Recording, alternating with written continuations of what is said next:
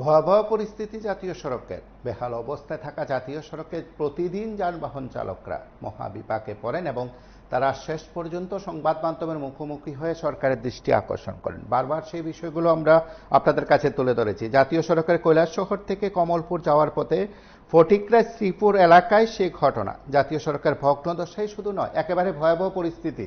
যে দৃশ্য আপনারা দেখছেন সেই দৃশ্য প্রায় প্রতিদিন আমরা আপনাদের কাছে তুলে ধরার চেষ্টা করি।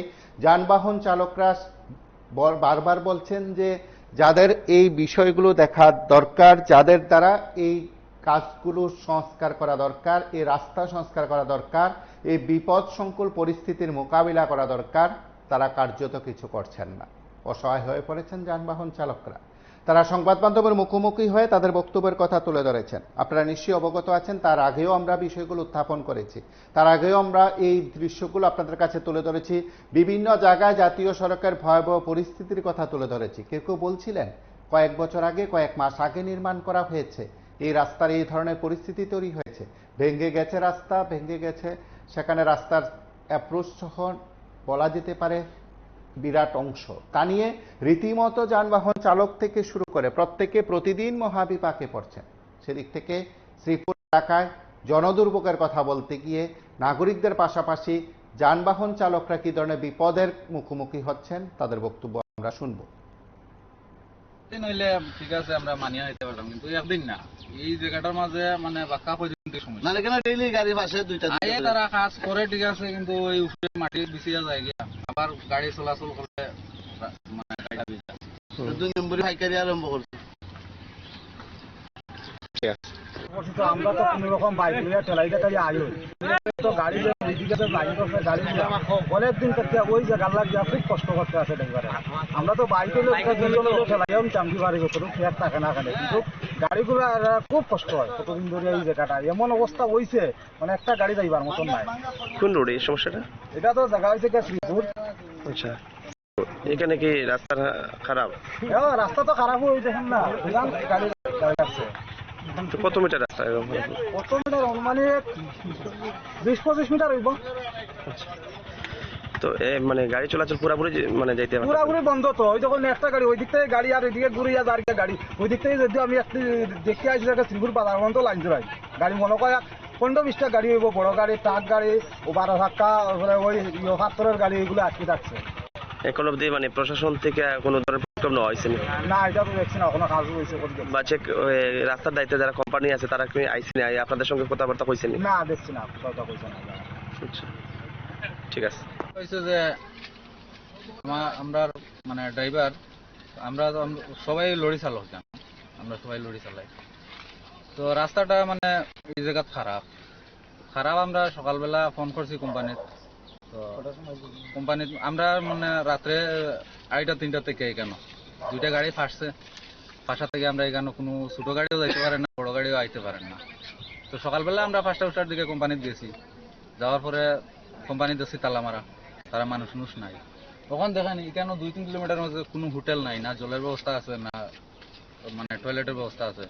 আমরা ড্রাইভার, এখন তো আমরা মনে করেন যে কোনো জায়গায় বাইরে গেলে তো গ্রামবাসীরা কমপ্লেন করবে। আমরা কিতা করতাম, আমরা তো মানে কোনো কিছু করতে পারতেছি না। তার কারণে আমরা এখন বর্তমানে আমরা রাস্তাটা বন্ধ করে রাখবো। তারা আমরা উদ্ধার করে দেব, আমরা যাই। আমরা তো সকাল থেকে এখন রাত থেকে এখন আমরা কোনো খাওয়া খাদ্য নাই। কোন এলাকাতে অবস্থা এরকম ডেইলি অবস্থা? আজকে 3-4 দিন থেকে ডেইলি এরকম হইতে আছে। কিতা করবো আমরা কোন দিকে যাইবো রাস্তা লাগে? কোন রোডে এই সমস্যাটা? এটা ন্যাশনাল NH 208। আচ্ছা, এই জায়গাটা 8 নম্বর জাতীয় সড়ক ন্যাশনাল রোড, যেটা নতুন বনছে। এটা আপনার জায়গাটার নাম বোধহয় রাধানগর। এখানে এই রাস্তাটা হাল খারাপ, অল্প জায়গা, বেশি জায়গা না, মনে করেন 10-15 মিটার হইব বা 20 মিটার হইব। তারা একটা মেশিন লইয়া আইয়া ওদের একটু কাজ করে দিত, আমরা উঠিয়া যাইতে পারতাম। কিন্তু আমরা তারা ফোনও করছি, কোনো রেসপন্স নাই। কোম্পানিতেও গেছি, কোনো রেসপন্স দিছে। কোন কোম্পানিতে গেছেন আপনারা? এটা জিত কন্ডাকশন। এই রাস্তার দায়িত্বে আছে, রাস্তার কাজ মানে কাজ করছে বা এই রাস্তার দায়িত্বে আছে তারা। তারা বর্তমানে কোন এলাকাতে আছে তার অফিস? তারা এখানে আসাম রাইফেল একটা ক্যাম্প আছে, ওই ক্যাম্পের লোকে তারা। কেমন লরি আটকা পড়ছে? মনে করেন 30-40টা লরি আটকা পড়ছে। আচ্ছা, পুরো যাতায়াত করতে পারছে না? হ্যাঁ, মানে গাড়ি চলাচল করতে না পারতেছেন? গাড়ি চলাচল ছোট গাড়ি মানে বাইকটি যে পাইরিতেছে এটি মানে আমরা ড্রাইভার হল মিলে হেল্প করে দেখাইয়া দিতেছি এরপরে ফাঁস এখনো অবধি আপনাদের সঙ্গে কথা বলে প্রশাসন তরফ থেকে কেউ আইছে না? না কেউ আইছে না এখনো, আমরা হেল্প করার মতন কেউ নাই। কি নাম আপনার? আমার নাম বস্তনাথ। কোন এলাকাতে বাড়ি? আমার বাড়ি হলো পানিসাগর জলবাসা। আপনি লরি চালক? হ্যাঁ লরি চালক। আপনার সহকর্মী কি নাম আপনার? অনুপ দাস, বাড়ি কদমতলা। আপনিও লরি চালক? হ্যাঁ লরি। আচ্ছা, সেম সমস্যায় আপনার আটকা পড়ছেন? আমরা 2-3 দিন থেকে সেম হচ্ছে আছে। আটকা পড়ছেন আপনি? হ্যাঁ, আটকা পড়ছে। ঠিক আছে। কালকে 11টার সময় আমরা আইছি, এদিক থেকে আমার লোক আরেকজন আসছিল, এই দুটো গাড়ি রাত্রে 11টার সময় ফাঁসে। এদিকে 2 কিলোমিটারের ভিতরে কোনো হোটেল নাই, কোনো রেস্টুরেন্ট নাই, কিচ্ছু নাই। এরা খুব বিভ্রান্ত হয়ে রয়েছে, প্রায় 1-150 গাড়ি। আমরা এলাকার প্রায় 30-40টা টুকটুক আছে, এদিকে বাইরে দিতে পারে না, টুকটুক ড্রাইভারটা কষ্ট পাইতেছে, কোনো টিপ দিতে পারে না, কোনো রাস্তা নাই, কোনো ব্যবস্থা নাই। সরকারের কোনো দোষ নাই, কোম্পানি কোনো রেসপন্স করে না। আমরা কোম্পানির যাই, কোম্পানি গেলে পরে এরা তালা মেরে কই যায় গিয়া আয় না, তো কোম্পানি এই রাস্তার বলে বিল পাইছে না, টাকা পাইছে না, এরা কাজ করতে পারতো না। এরকম স্টেটমেন্ট দেয় কোম্পানি। এরকম আমরা গিয়া সকালবেলা যাওয়ার পরে এরকম দিছে। সকালবেলা এরা আইসে না, আমরা 2-3 বার ফোন করছি, ফোন করার পরে কইছে 5টার সময় বলে আয়া গেছে। ওই গাড়ি ড্রাইভারটা আইছিল 5টার সময়? না, কেউ আইছে না। এরা বলে 5টার সময় সকালবেলা আয়া গেছে। কিন্তু আমি নিজে আমার লাইভ দেখো, আমি রাত্রেবেলাও লাইভ করে গেছি। রাত্রে 11:30 থেকে 2টা গাড়ি এরকম কষ্ট পাইতেছে। কি আর খানে, কি আর কিছু, কোনো চা, কোনো ব্যবস্থা নেই। খেয়ে দিবে কেন? খেয়াল করবো এরা, ড্রাইভারটা খেয়াল করেনি, কোনো কেউ করেও না, করতে চাইও না।